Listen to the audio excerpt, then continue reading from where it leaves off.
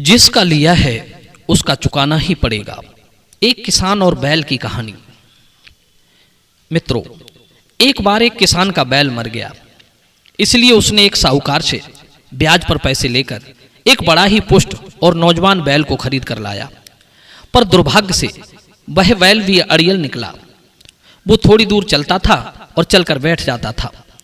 किसान उसे पीटता भी था, फिर भी वो उठाए नहीं उठता था। एक दिन उसे खेत की बुआई करनी थी, परंतु इसी बीच में बैल चलते चलते बैठ गया। उसने बैल को उठाने का बहुत प्रयास किया, परंतु बैल नहीं उठा। आखिर किसान के परिवार के जीवन मरण का प्रश्न था।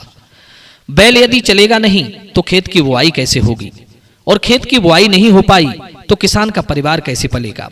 मित्रों, मुझे यह देखकर बड़ा तरस आता है कि जिस समय शहरी लोग अपने कक्षों में 48 डिग्री तापमान में कूलर और एसी में बैठकर वार्तालाप करते हैं, उस समय गांव का किसान उस चिलचिलाती धूप में खेतों की जुताई कर बीज बोने की तैयारी कर रहा होता है। उसके सारे परिवार का भार किसान और बैल के कंधे पर होता है। यदि ऐसे में बैल काम ना करे तो बेचारे किसान का परिवार कैसे चलेगा। अब तो खैर इलेक्ट्रॉनिक साधन हो चुके हैं, परंतु अब से कुछ समय पूर्व किसान बैलों पर ही निर्भर था।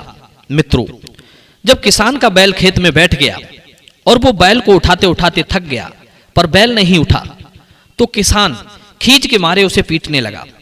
संयोगवश उसी रास्ते से एक हाथी पर बैठकर एक संत जी गुजर रहे थे।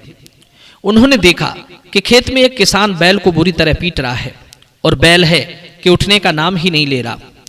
तो सिद्ध महात्मा ने हाथी से उतरकर चिल्लाते हुए किसान से कहा, अरे भैया, इस बैल को मत मारो, रुको, मैं आता हूं। मित्रों, किसान ने घबराकर हल खोल दिया। उधर सिद्ध महात्मा हाथी से उतरकर आए और हाथ जोड़कर बैल को सादर प्रणाम किया।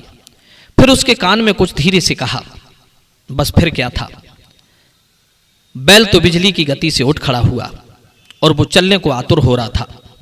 यह देखकर किसान की खुशी का ठिकाना ना रहा। किसान ने सिद्ध महात्मा के चरणों में गिरते हुए कहा, महाराज, आपने बैल के कान में कौन सा मंत्र फूंक दिया जो बैल एकदम से उठकर खड़ा हो गया? यह मंत्र मुझे भी बता दो। गांव में और भी ऐसे निठल्ले बैल हैं, मैं उनके कान में मंत्र फूंक कर उन्हें भी ठीक कर दूंगा। मित्रों, उधर किसान ने जब देखा तो सिद्ध महात्मा की आंखों में आंसू थे और वे बड़े दुखी भाव से किसान से बोले, बेटा, मैंने बैल के कान में कोई मंत्र नहीं फूंका, बल्कि उसे उसका ऋण याद दिलाया है। जिसका लिया है उसका चुकाना ही पड़ता है।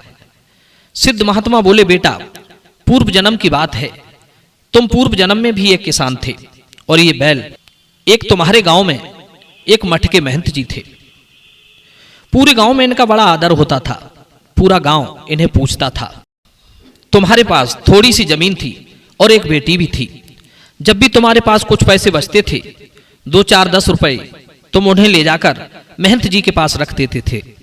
सोचा था कि जब बेटी की शादी होगी तब ये पैसे काम में आ जाएंगे। धीरे धीरे करके लड़की भी सयानी हो गई और रकम भी खूब इकट्ठी हो चुकी थी। एक दिन तुमने बेटी का विवाह तय कर दिया और पैसे लेने महंत जी के पास मठ पर पहुंचे। तुमने महंत से अपना पैसा वापस मांगा कि मैंने बेटी का विवाह बड़े अच्छे घर में तय कर दिया है, मुझे मेरा पैसा लौटा दो।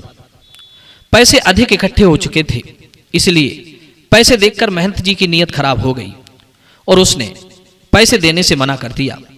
किसान को फटकार लगाते हुए महंत ने कहा, कौन से पैसे, कैसे पैसे? बेचारा किसान दुखी होकर घर लौट आया। उधर महंत जी की बात से सारा गांव सहमत था कि इतने पैसे इस गरीब किसान के पास आए ही कहां से। गांव वाले सोचने लगे, महंत जी तो बड़े ईमानदार हैं, वे इस किसान की बेईमानी कर ही नहीं सकते। मित्रों, इस तरह महंत और गांव वालों के सामने किसान की एक नहीं चली।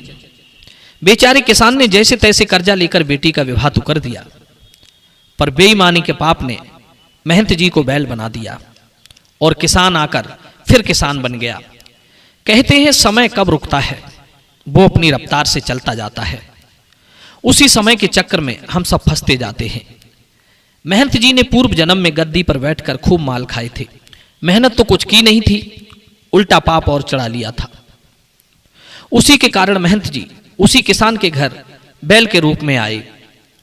पिछले जन्म में बिना मेहनत किए खाया था, इसलिए बैल बनकर भी मेहनत नहीं करना चाहते थे, इसलिए ये बार बार बैठ जाते हैं, तुम्हारी गालियां और मार खाते हैं। यही प्रकृति का कभी ना बदलने वाला नियम है, जिसका लिया है उसका तो देना ही पड़ेगा, चाहे राजी खुशी से दो या मार खाकर, यही सत्य है। सिद्ध महात्मा बोले, पुत्र, मैंने इस बैल को इसका पुराना जन्म याद दिलाते हुए इसके कान में यही कहा था कि चुकाना तो है ही, फिर अपमान सहकर और मार खाकर ही क्यों, राजी खुशी से चुका दो। और उरड़ होने पर भगवान का भजन करना। सिद्ध महात्मा की बात बैल के भली भांति समझ में आ चुकी थी, इसलिए बैल उठकर खड़ा हो गया था।